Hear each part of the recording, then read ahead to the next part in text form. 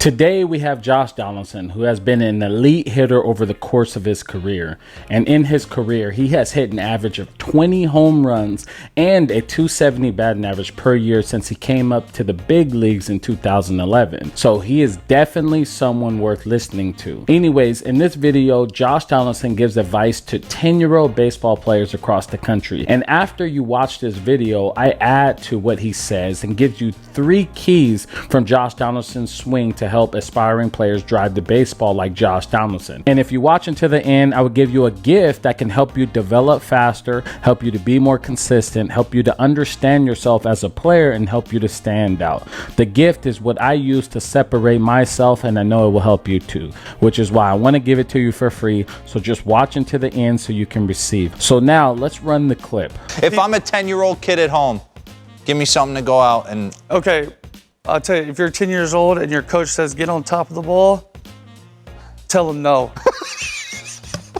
Because in the big leagues, these things that they call ground balls are outs. Yeah, they don't pay. They don't pay you for ground balls. They pay you for doubles, they pay you for homers, okay? Unless you're gonna go out there and steal 80 bags a year like Billy Hamilton. So welcome back to my channel. I'm former Major League Baseball player Jermaine Curtis, and today we dive into what Josh Donaldson says in this clip. So when this clip came out, I was in my season. It went viral in the baseball community. Many people were sending it to me and saying, "What are your thoughts?" So today I share with you what I believe. So Josh Donaldson is right. At the MLB level, they want players who can change a game. What that means is a player who can hit doubles and home runs. The reason this changes the game is because if a person hits a single and you hit a double or a home run, there's a very good chance that the person who hit the single before you can score. See, at the MLB level, the analytics department figured out that it is very hard to hit 3 singles in a row to score a guy in. This is why they love players who hit doubles and home runs.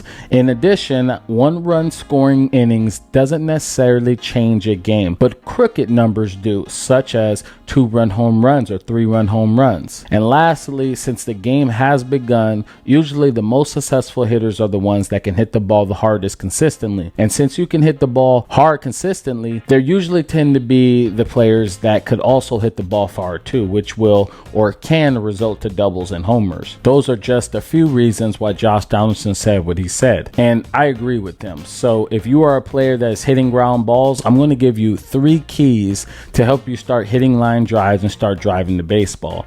But before I do, if you're a player that is hitting a lot of ground balls, you have to have a growth mindset. That means you might be hitting ground balls now, but you have to have the mindset that you will eventually start hitting line drives later. Hitting ground balls is not where you want to be now, but it's not where you are going to, be in the future. So we have to have that growth mindset. When you have this mindset, that's what's going to propel you forward. Okay, so let's get into it. So this clip went viral in the baseball community, as I said earlier, and after it went viral, I seen youth baseball players all over the internet trying to elevate the baseball, and it looked really bad, really bad. They would drop their backside, drop their shoulder, collapse on their backside. They created habits that made them hit weak fly balls and a lot of ground balls. So if you are a 10-year-old and looking to elevate your baseball game, here are 3 keys that I would advise you to work on.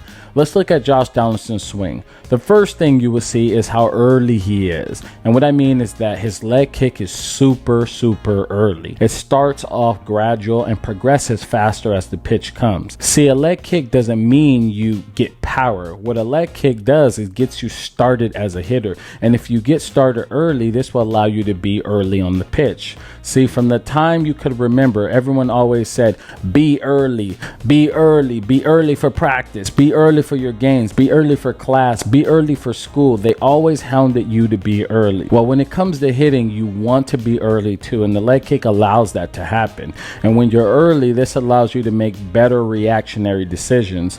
And when you make better reactionary decisions, you lay off bad pitches and crush pitches that are mistakes, giving you a greater chance of hitting the baseball harder and farther. So when you're practicing, make sure you are early. The second key is balance. Let's check them out. I want you to keep your eyes on his head. Look how far his head is moving. He maybe moves 3 to 5 inches. I'm going to replay his swing and put a line in front of his head, down his body so you can see it again. Notice how far his head moves. He doesn't move much, right?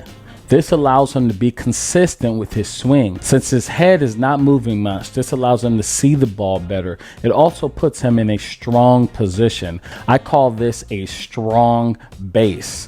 When you have a strong base, you are in an athletic position when you are in the launch position. And if you are in this position and let's say you decide to drop your bat, you should be able to steal a bag. Now I know that sounds weird, but hitting is an athletic movement. So if you can get yourself in that balanced launch position, you're going to be more consistent, put yourself in a place to hit consistent line drives. So when you are practicing in the cage, put a line of tape on the other side of the cage at about where the front of your face is or in the middle. And on each finished swing, check yourself. Check the tape. Did you move too far forward or did you stay in about the same place? This will give you a visual to see how far your head is moving forward, and it will help you so much. It's helping my hitters now. So the third key is the point of contact. Let's look at Josh Donaldson again. Look at this home run. Now look at this side view. Notice how he hits it out front, at or just in front of his front foot. This is how you drive the baseball in the air. And when you hit the ball out front, you might pull the ball a bit more. In fact, when we look into his stats, he pulls the ball 40% of the time. This is why he hits for power. He hits the ball out front in the air, which turns into doubles and home runs. So when you are in practice, work on hitting the baseball out front. Put the tee a little in front of the plate and drive it to your pull side gap. Let your hands get out there. Don't let your body take over. Work up the middle so you are hitting it in your pull side gap. Don't try to pull it. That's when you're going to get off balance. Stay up the middle. Drive it in your pull side gap. So if you watch until this far, I want to give you a gift. I want to give you the hitter's log for free. All you have to do is just pay the shipping on it. This is the hitter's log playbook, and this helped me to be the player I am today.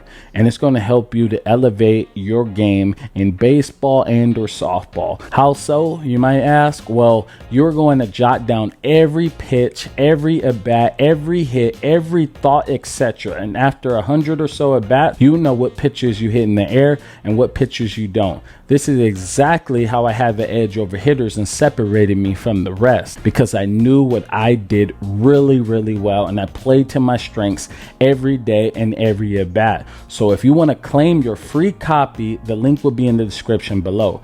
Hurry and get yours before it runs out. I have a limited supply, so you gotta hurry. Okay, so thank you for watching, and I hope I earned your like, and if I did, please hit that like button. Thank you for hitting that like button. Also hit that subscribe button if you're new here, and if you enjoyed this, you would love these videos on the side of me. Thank you guys, and I'll see you in the next video.